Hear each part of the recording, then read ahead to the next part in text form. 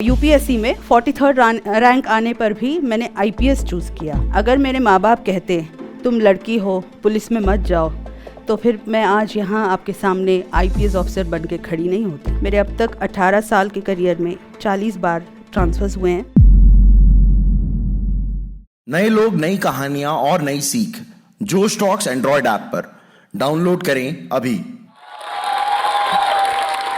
जब मैं तीसरी कक्षा में थी, मेरी क्लास टीचर ने कहा, बच्चों आप बड़े होके क्या बनना चाहते हो अभी मत बताओ, घर जाओ माँ बाप के साथ बातचीत करके कल आके मुझे बताना।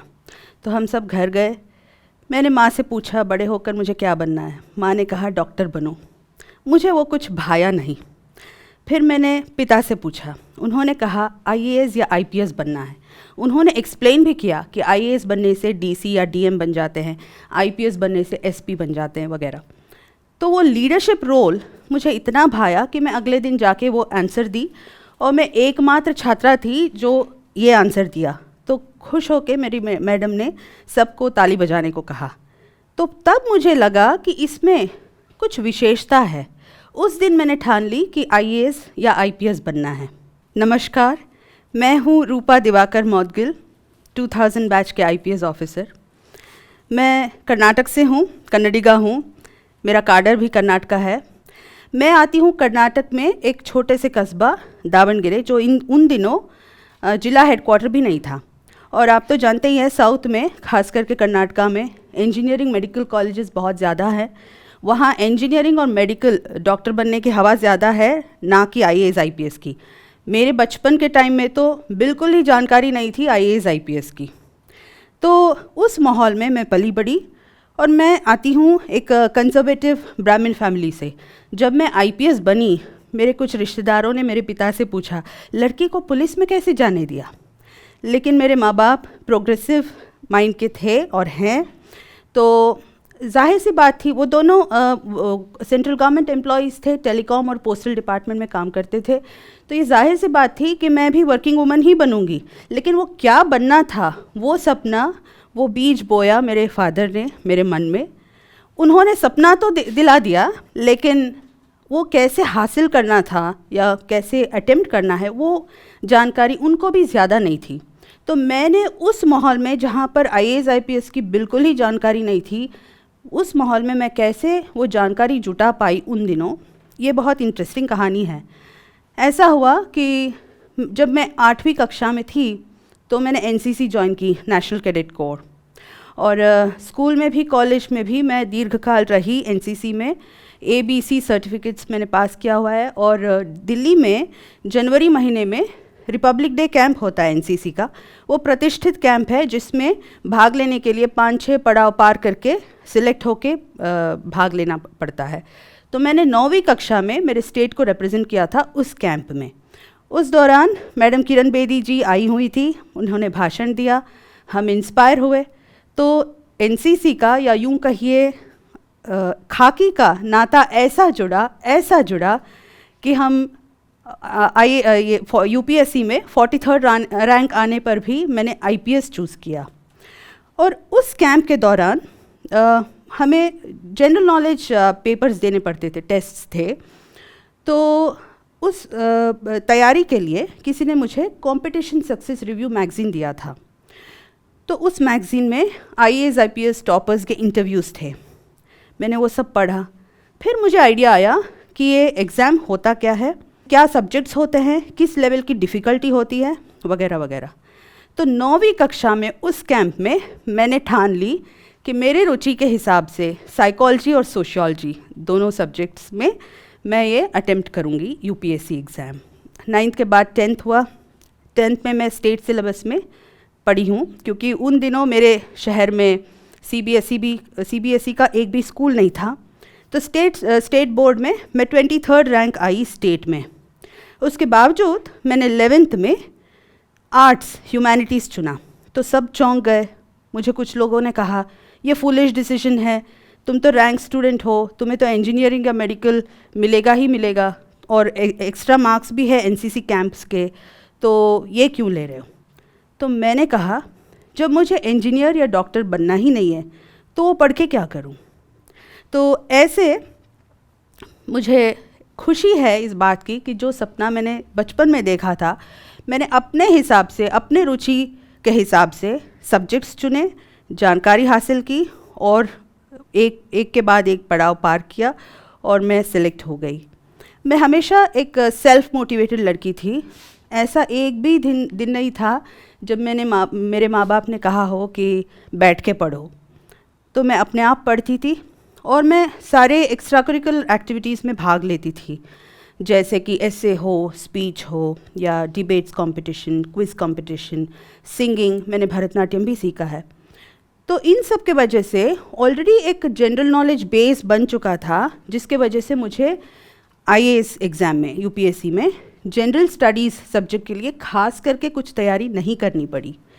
तो ये जो टॉक्स देख रहे हो, उन माँ बाप को मैं यही कहना चाहूँगी कि अपने बच्चों को जिसमें वो रुचि रखते हैं उसमें आगे बढ़ने के लिए उत्सुकाया करो और सिर्फ बुक्स वर्म मत बनाओ बच्चों को, उनको सारे एक्स्ट्रा करिकुलर एक्टिविटीज़ में भाग लेने के लिए इनकरेज करो, क्योंकि उससे उनको पता चलेगा कि उनकी रुचि किस में है, उनका टैलेंट किस में है और किस स्तर पे वो हैं, क्या क्या कर सकते हैं।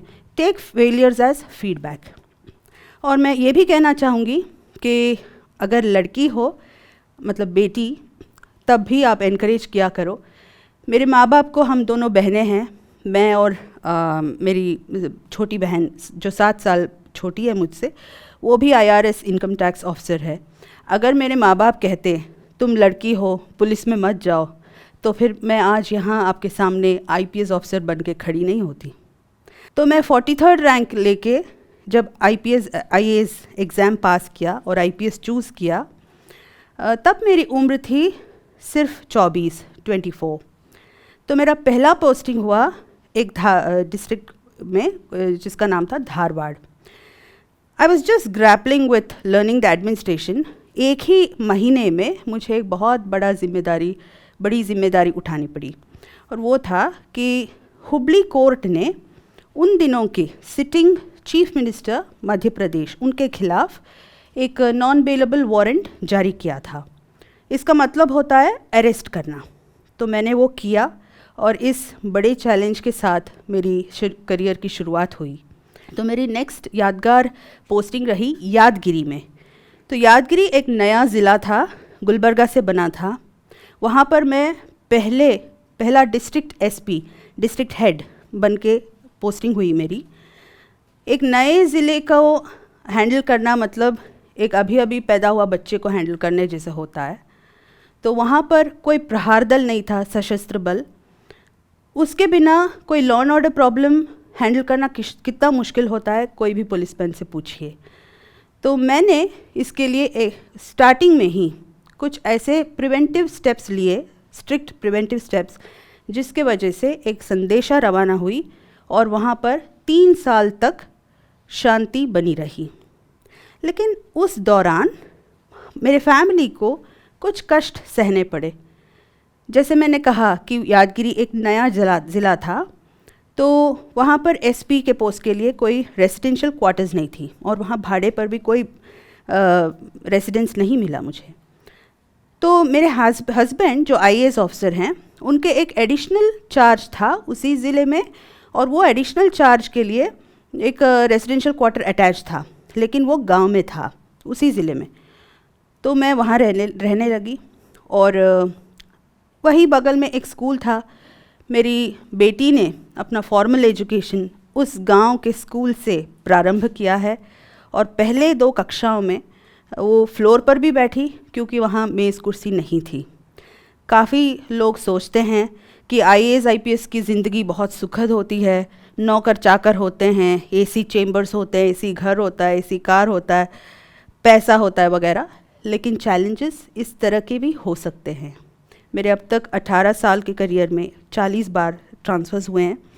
तो जब मैं बीदर डिस्ट्रिक्ट में सुपरिटेंडेंट ऑफ पुलिस के तौर पे काम कर रही थी, तब एक नेता, सिटिंग एमएलसी विधायक, मेंबर ऑफ लेजिस्लेटिव काउंसिल के ऊपर एफआईआर दर्ज करना पड़ा दंगे फसाद को एबेट करने में, उत्सुकाने में। तो जैसे ही मैं आगे कुछ कार्रवाई कर पाऊँ, उसके पहले ही मेरा ट्रांसफ़र तो हो गया, लेकिन साथ ही साथ प्रिविलेज मोशन लग गया। अब सबको मालूम है कि एक विधायक सिर्फ अपने ऊपर एफआईआर होते इसको प्रिविलेज नहीं क्लेम कर सकते, लेकिन ये मेरे साथ हुआ और वो प्रिविलेज मोशन 4-5 साल तक चला, लेकिन आखिर में कुछ नहीं हुआ क्योंकि मैं कानूनन तौर पे सही थी।